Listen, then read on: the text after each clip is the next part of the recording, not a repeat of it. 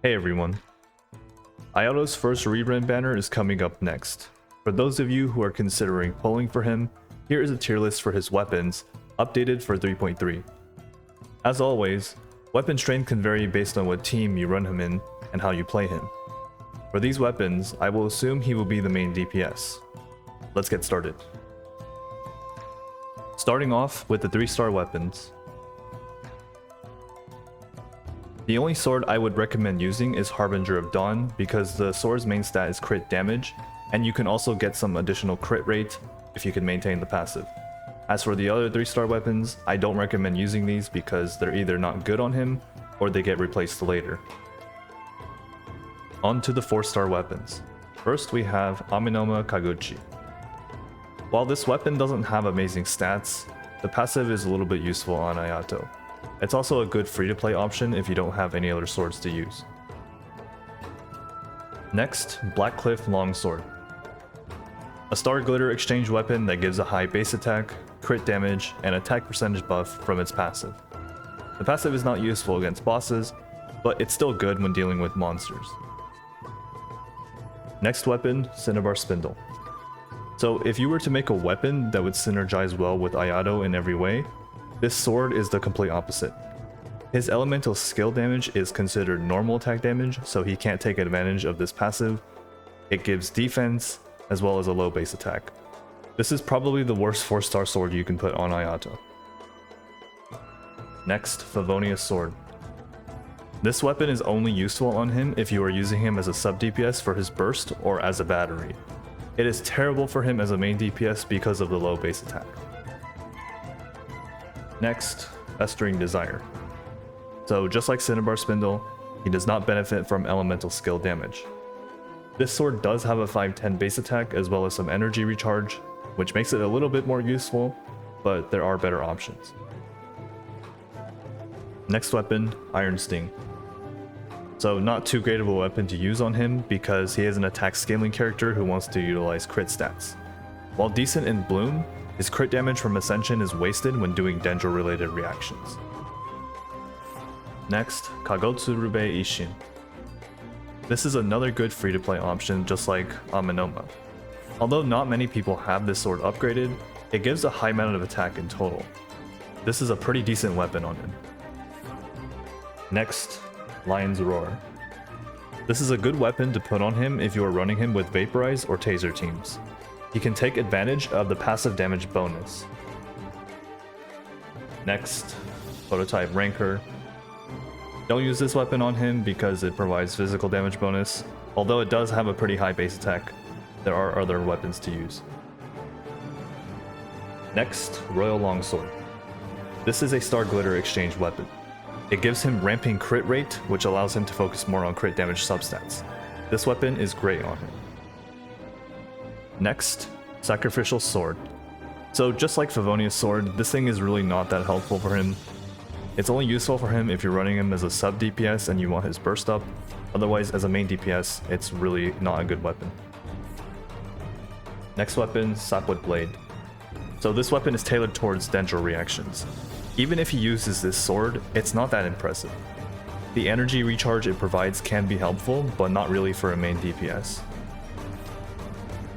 Next, Sword of Descension.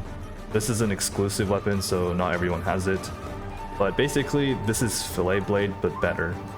Not a very good sword, though. Next weapon, the Alley Flash. As a sub DPS, this is slightly useful, and as a main DPS, it's terrible. Next, the Black Sword. This is the Battle Pass weapon and his best 4-star sword. It provides a normal attack damage buff as well as crit rate. It suits his playstyle where he spams normal attacks and is on par with some 5-star weapons. If you manage to get this to Refinement 5, it is crazy strong.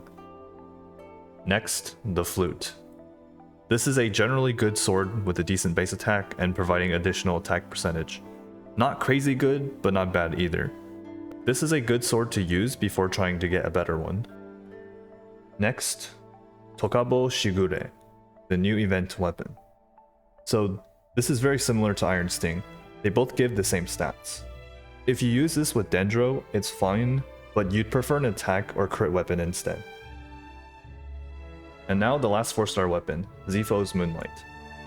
Just like Iron Sting and Toukabou Shigure, all these weapons have the same stats, except this one gives energy for your team, so it's a little bit more suitable as a sub DPS option, but as a main DPS, I would not recommend this weapon.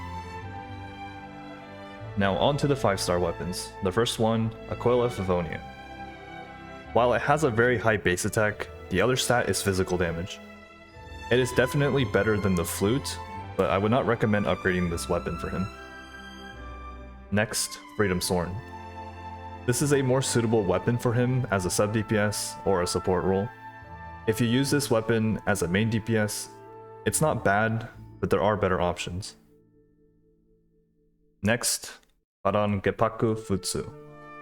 This is his signature weapon.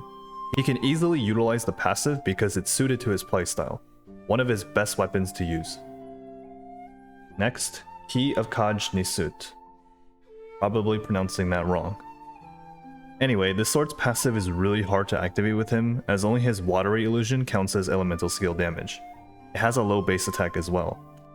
While his Namisen stacks do scale off HP, it's not that impressive even with this weapon. Next, Mistsplitter. The Mistsplitter is a crazy weapon.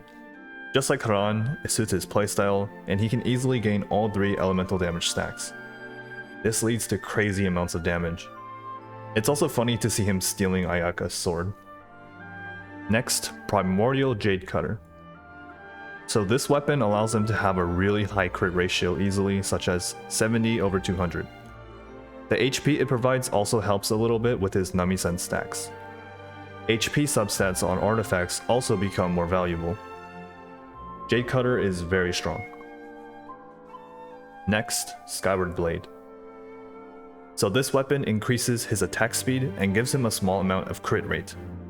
Stacking a lot of attack on him allows him to utilize the passive even further. The energy recharge from the main stat allows him to have his burst up a lot more often as well.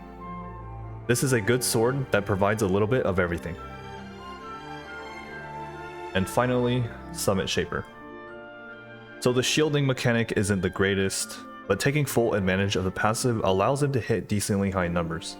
While not as good as the other 5-star weapons, it is still a good weapon. So this is my updated tier list for Ayato's weapons in 3.3. For those of you planning to get him, good luck on your pulls. If you have any questions regarding which weapon you should use based on your setup, let me know in the comments. Thank you for watching and subscribe for more.